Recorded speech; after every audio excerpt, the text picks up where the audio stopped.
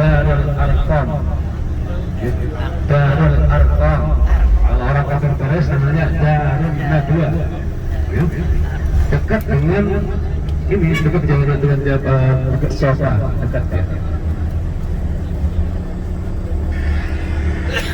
Jadi orang kafir Quraisy mengambil kesepakatan, ya, karena yang awalnya ada yang mengusulkan Muhammad kita usir,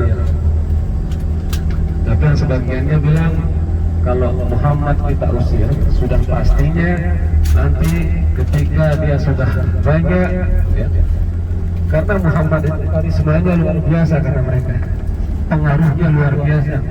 Siapa yang melihat wajahnya, baru melihat wajah Nabi Muhammad saja itu terpesona, terpana.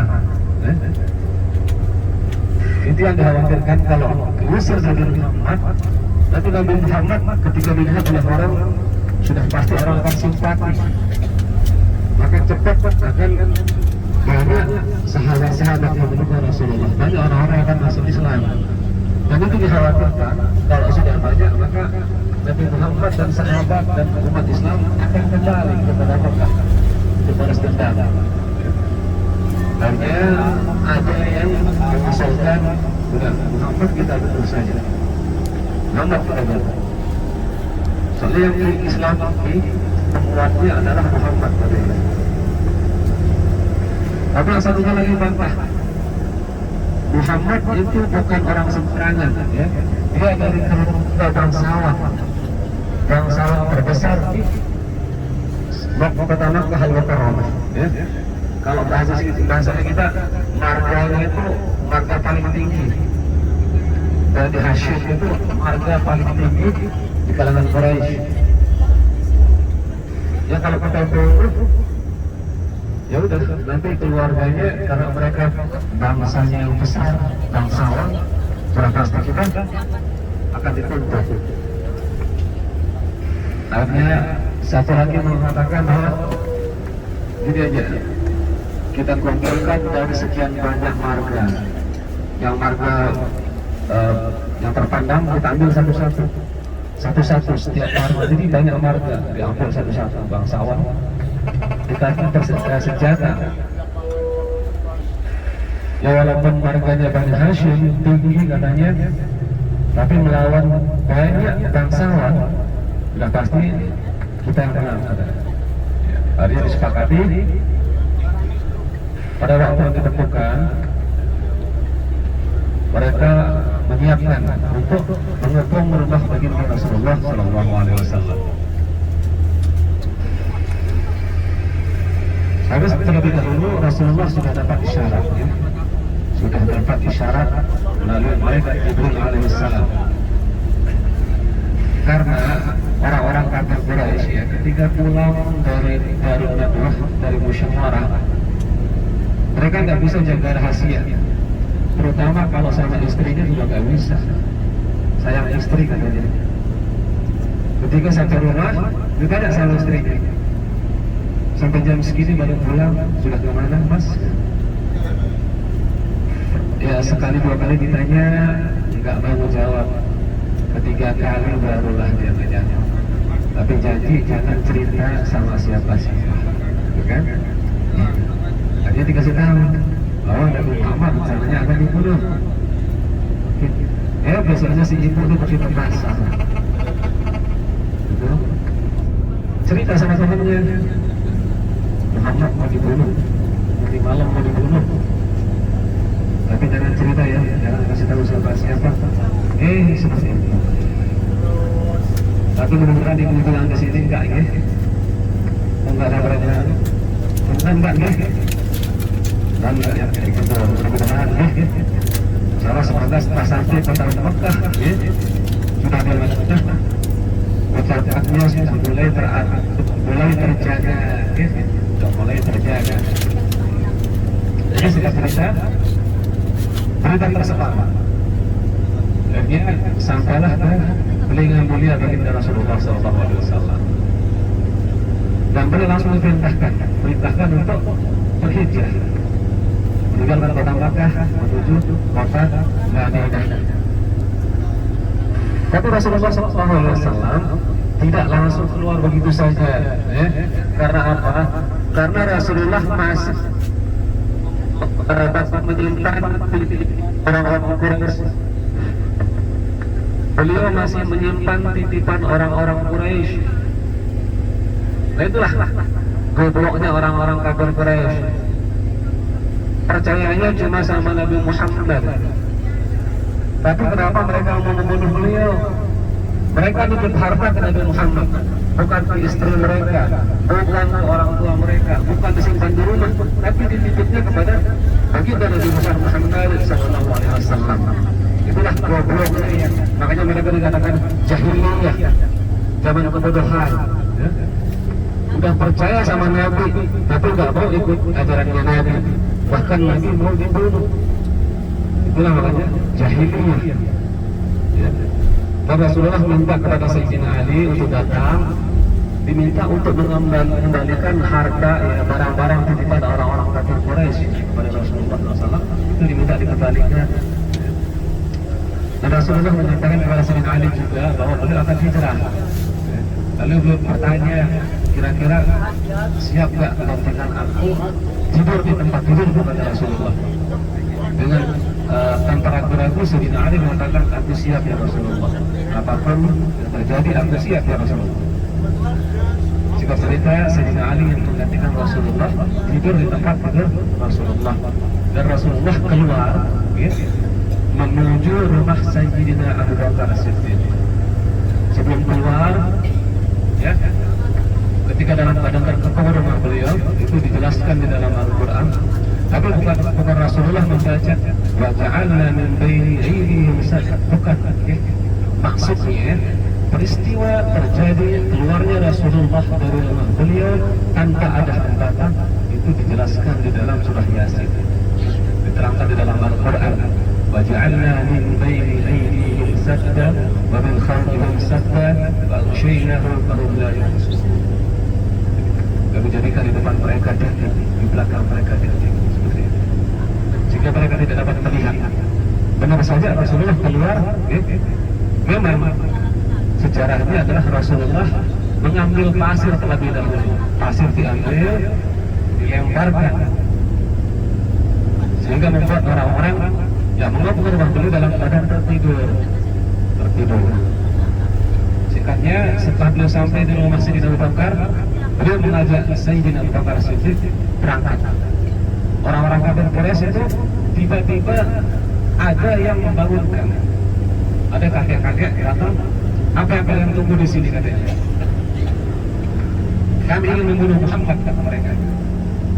Muhammad sudah pergi, percuma kamu di sini katanya. Tapi mereka nggak percaya, mereka masuk, merobos. Dikira Nabi Muhammad yang tidur di tempat itu. Sudah siapkan senjata, dibuka selimut, ternyata Sayyidina Ali karamallahu wajhah.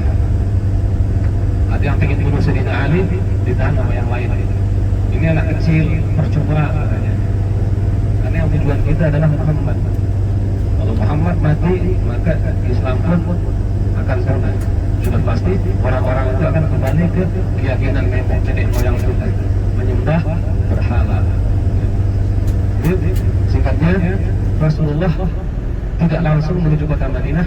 Beliau terlebih dahulu naik ke Jabal Tur bersama Sayyidina Abu Bakar As-Siddiq.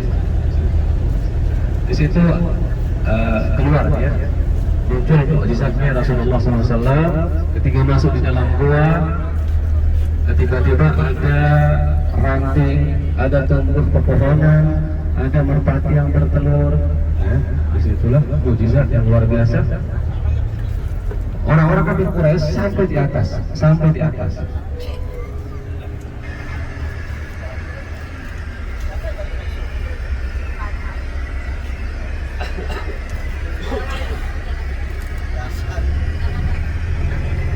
Orang-orang kafir Quraisy udah naik, berdiri di mulut gua, di depan gua. Yang satunya bilang nggak mungkin dia masuk.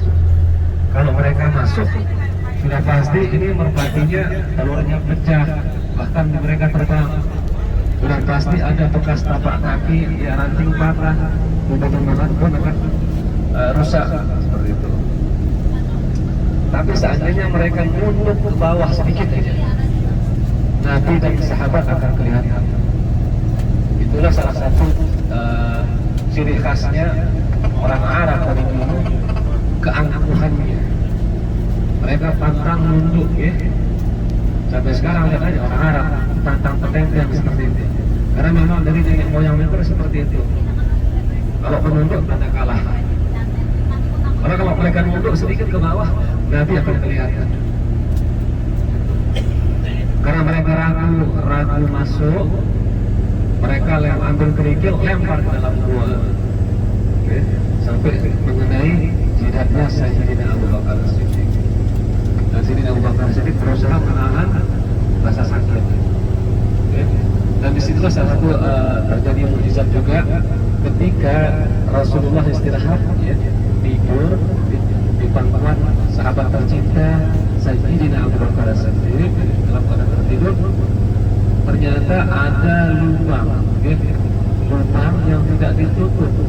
Bahkan disebutkan bahwa tidak cukup kain untuk menutup lubang celah di dalam gua tersebut. Yang dimana lubang-lubang itu dipenuhi oleh binatang-binatang berbisa. Ada kalajengking, ada ular. Tapi yang masyhur adalah ada seekor ular. Memang ada sebagian berpendapat bahwa kalajengking. Tapi yang masyhur kisahnya adalah seekor ular. Itu keluar. Abu Bakar khawatir ular tersebut akan menggigit Rasulullah. Akhirnya beliau tutup lubang. Beliau tutup karena ular tersebut bukan menggigit sebenarnya, saking rindunya kepada baginda Rasulullah SAW. Karena dihalangi rindunya untuk bertemu melihat wajah mulia Rasulullah SAW, dia gigit tangannya Sayyidina Abu Bakar As-Siddiq. Gak lama cuma berapa saat tiba-tiba Abu Bakar bentar sampai kulit beliau kebiru-biruan karena bisa sampai menetes air mata beliau. Keingin Rasulullah terganggu tidur beliau. Tapi Rasulullah terbangun karena ada tetesan air mata daripada Sayyidina Abu Bakar As-Siddiq, sahabat mulia. Dia ditanya oleh Rasulullah, apa yang terjadi sahabat? Kenapa engkau menangis, kata Rasulullah? Apakah engkau menyesal? Apakah engkau menyesal ikut hijrah bersama aku? Tidak ya Rasulullah. Dia cerita kalau beliau lagi kena gigitan ular. Akhirnya disitulah Rasulullah SAW beliau ludahi tangan beliau, lalu beliau bersamakan di tempat di mana gigitan ular tersebut. Ketika Sayyidina Abu Bakar As-Siddiq pulih. Itulah salah satu mukjizat yang terjadi dalam peristiwa hijrahnya baginda Rasulullah SAW. Dan setelah itu Rasulullah meninggalkan Jabal Tur. Jadi beliau singgah 3 hari 2 malam.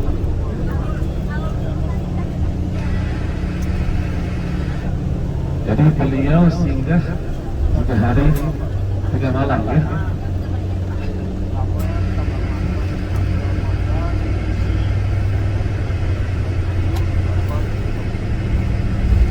Dan selama Rasulullah SAW menginap di Jabal Tur, ada salah satu putri daripada Sayyidina Abu Bakar As-Siddiq itu yang dalam keadaan hamil tua, udah hamil tua, gitu. Itu yang membawakan makanan, membawakan susu kambing naik ke Jabal Tur dalam keadaan hamil tua. Jabal Tur sementara adalah gunung tertinggi di kota Makkah Al-Mukarramah, tertinggi dari permukaan laut. Jabal Tur, perempuan hamil tua karena cintanya kepada Rasulullah, cintanya kepada ayahnya, cintanya kepada agama Allah. Dia rela naik turun mengantarkan makanan dan minuman. Sementara Yang satunya lagi mengembala kambing.